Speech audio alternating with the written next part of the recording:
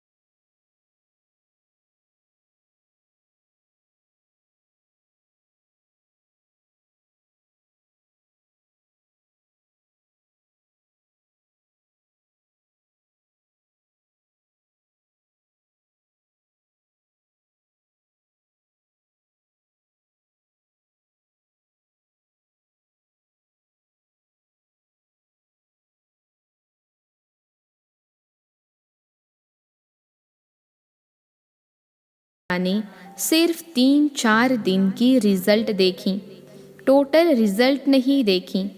हर एक की 3-4 दिन की रिजल्ट में क्या देखा? 50% अर्थात आधा आधा।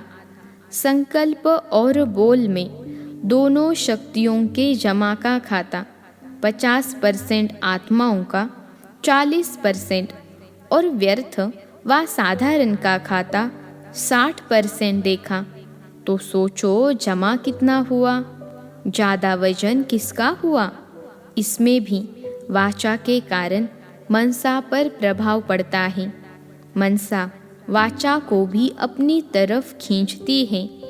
आज बाप दादा वाणी अर्थात बोल की तरफ विशेष अटेंशन दिला रहे हैं, क्योंकि बोल का संबंध अपने साथ भी है और सर्व के साथ भी है।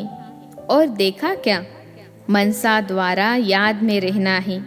उसके लिए फिर भी बीच बीच में प्रोग्राम रखते हैं, लेकिन बोल के लिए अलबेलापन ज़्यादा है। इसलिए बाप दादा इस पर विशेष अंडरलाइन करा रहे हैं। 2 वर्ष पहले बाप दादा ने विशेष पुरुषार्थ में सेवा में आगे बढ़ने वाले महारथी आत्माओं को और सभी को 3 बातें बोल के लिए कही थी। कम बोलो, धीरे बोलो और मधुर बोलो।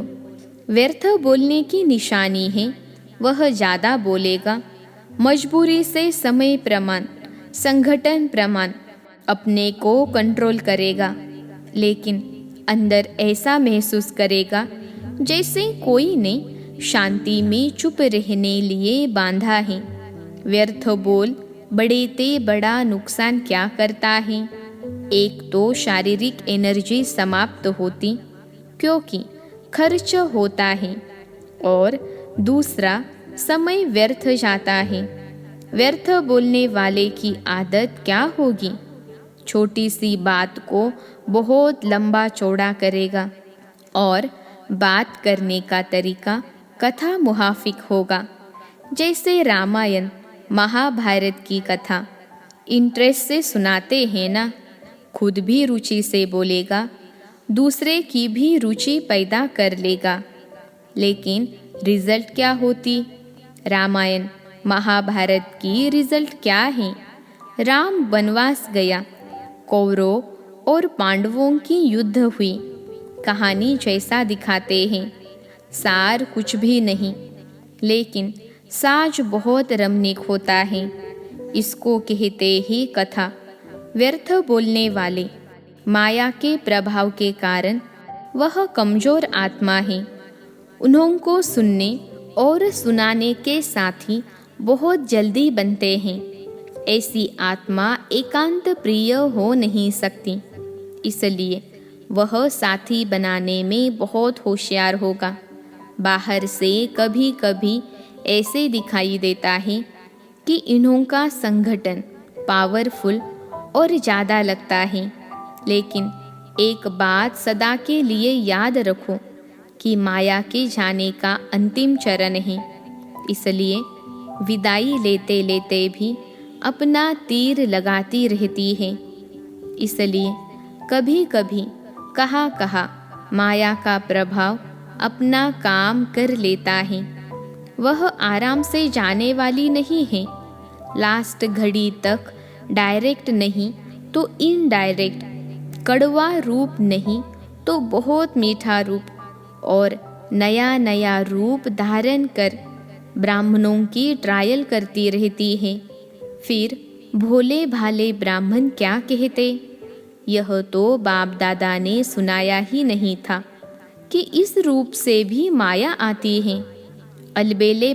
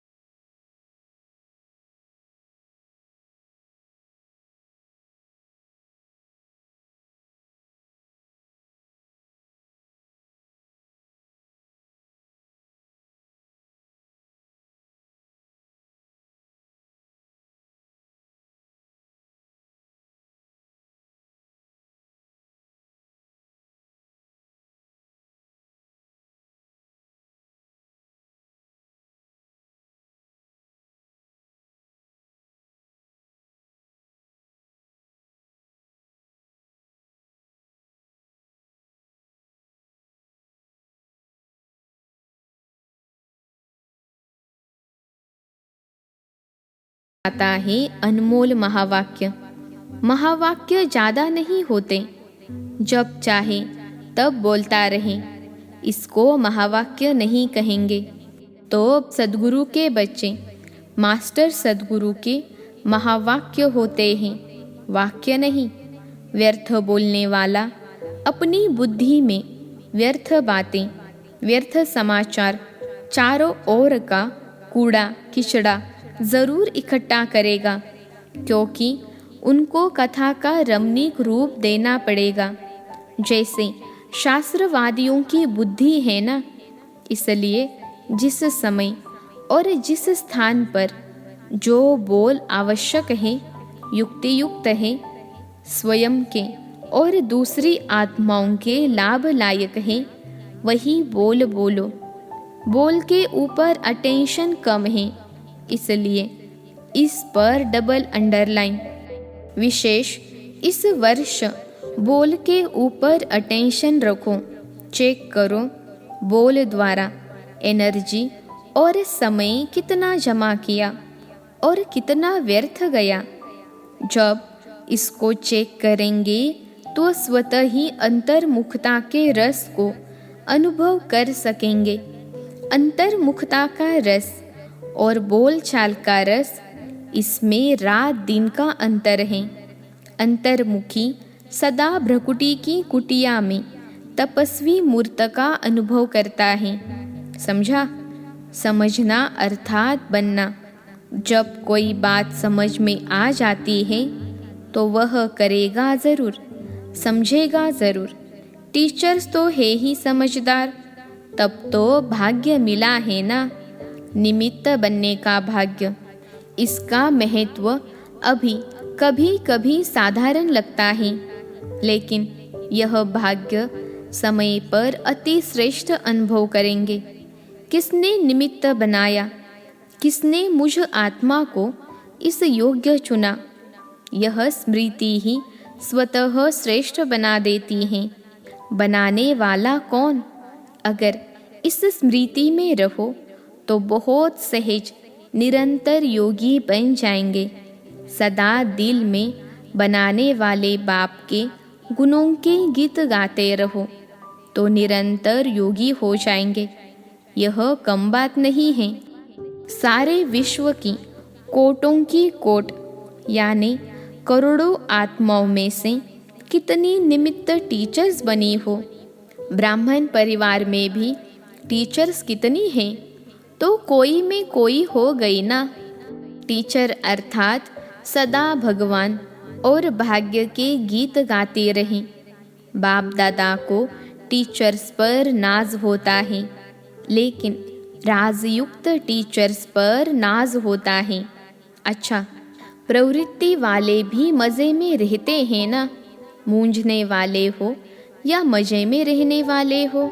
ब्राह्मण जीवन में हर सेकंड तन मन धन जन का मज़ा ही मज़ा है। आराम से सोते हो, आराम से खाते हो, आराम से रहना खाना सोना और पढ़ना। और कुछ चाहिए क्या? पढ़ना भी ठीक है या अमृत वेले सो जाते हो? ऐसे कई बच्चे करते हैं। कहेंगे सारी रात जाग रहे थे, सुबह को नींद आ गई। या एक सेवा करेंगे तो अमृत वेले को छोड़ देंगे। तो जमा क्या हुआ? एक्स्ट्रा जमा तो हुआ नहीं। एक तरफ सेवा की, दूसरे तरफ अमृत वेला मिस किया, तो क्या हुआ? लेकिन नेमीनाथ मुहाफिक ऐसे झुटका खाते नहीं बैठना। वह टीवी बहुत अच्छी होती है, जैसे वह योग के आसन करते हैं ना, अनेक प्रकार के पोज बदलते रहते हैं, तो यहाँ भी ऐसे हो जाते हैं। सोचते हैं सहज योग है ना, इसलिए आराम से बैठो। कईयों की तो ट्यून भी बाप दादा के पास सुनने में आती है। बाप दादा के पास वह भी कैसेट हैं, तो अब डबल अंडरलाइन करेंगे ना। फिर बाप दादा सुनाएंगे कि रिजल्ट में कितना अंतर पड़ा।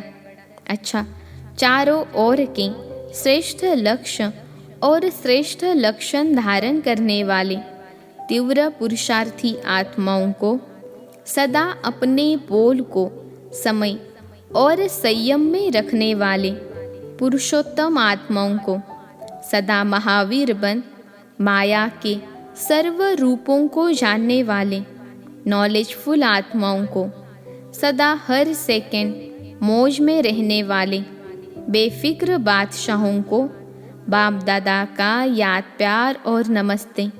हम रूहानी बच्चों की सिखिलते रूहानी बाप को याद प्यार, गुड मॉर्निंग और नमस्ते बाबा नमस्ते।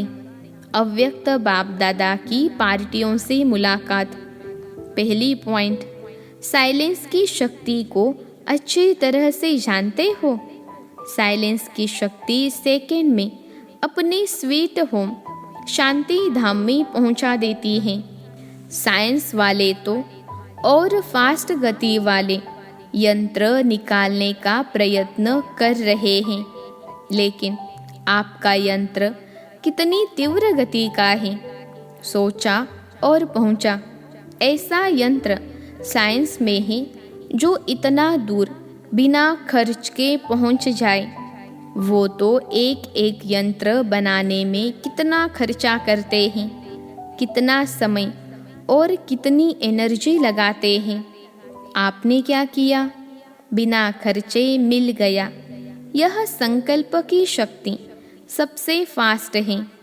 आपको शुभ संकल्प का यंत्र मिला है, दिव्य बुद्धि मिली है। शुद्ध मन और दिव्य बुद्धि से पहुंच जाते हो। जब चाहे तब लौट आओ, जब चाहो तब चले जाओ। साइंस वालों को तो मौसम भी देखनी पड़ती है, आपको तो यह भी नहीं देखना पड़ता कि आज बादल हैं, नहीं जा सकेंगे। आजकल देखो, बादल तो क्या, थोड़ी सी फागी भी होती है तो भी प्लेन नहीं उड़ सकता। और आपका विमान एवर रेडी है या कभी फागी आते हैं? एवर रेडी है, सेकंड में जा सकते हैं। ऐसी तीव्र गति है। माया कभी रुकावट तो नहीं डालती है। मास्टर सर्वशक्तिवान को कोई रोक नहीं सकता। जहाँ सर्वशक्तियाँ हैं वहाँ कौन रोकेगा? कोई भी शक्ति की कमी होती है तो समय पर धोखा मिल सकता है। मानो सहन शक्ति आप में है, लेकिन निर्णय करने की शक्ति कमज़ोर है। तो जब ऐसी कोई परिस्थिति आएगी जिसमें निर्णय करना हो, उस समय नुकसान हो जाएगा।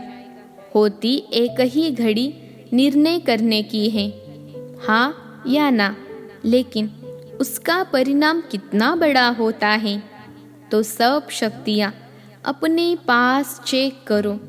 ऐसे नहीं ठीक है, चल रहे हैं, योग तो लगा रहे हैं, लेकिन योग से जो प्राप्तियाँ हैं वह सब है या थोड़े में खुश हो गए कि बाप तो अपना हो गया।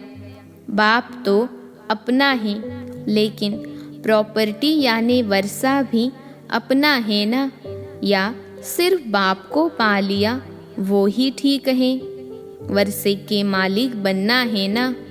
बाप की प्रॉपर्टी है सर्व शक्तियाँ, इसलिए बाप की महिमा ही है सर्वशक्तिवान, ऑलमाइटी अथॉरिटी। सर्व शक्तियों का स्टॉक जमा है या इतना ही है? कमाया और खाया बस। बाप दादा ने सुनाया है कि आगे चलकर आप मास्टर सर्वशक्तिवान के पास सब भिखारी बनकर आएंगे। पैसे या अनाज के भिखारी नहीं, लेकिन शक्तियों के भिखारी आएंगे। तो जब स्टॉक जमा होगा तब तो देंगे ना। दान वही दे सकता जिसके पास अपने से ज़्यादा है। अगर अपने जितना ही होगा तो दान क्या करेंगे? तो इतना जमा करो। संगम पर और काम ही क्या है? जमा करने का ही काम मिला है। सारे कल्प में और कोई युग नहीं है जिसमें जमा कर सको। फिर तो खर्च करना पड़ेगा। जमा नहीं कर सकेंगे। तो जमा के समय अगर जमा नहीं किया तो अंत में क्या कहना पड़ेगा? अब नहीं तो कब नहीं, फिर टू लेट का बोर्ड लग जाएगा। अभी तो लेट का बोर्ड है, टू लेट का नहीं। सभी माताओं ने इतना जमा किया है, शिव शक्तियाँ हो या घर की माताएं हो। शिव शक्ति कहने से शक्तियाँ याद आती हैं। किन माताओं को बाप ने शिव शक्तियाँ बना दिया है? अगर कोई शक्ल आकर देखें तो क्या कहेंगे? ऐसी शक्तियाँ होती हैं क्या? लेकिन बाप ने पहचान लिया कि वह आत्माएं शक्तिशाली हैं। बाप तो आत्माओं को देखता है।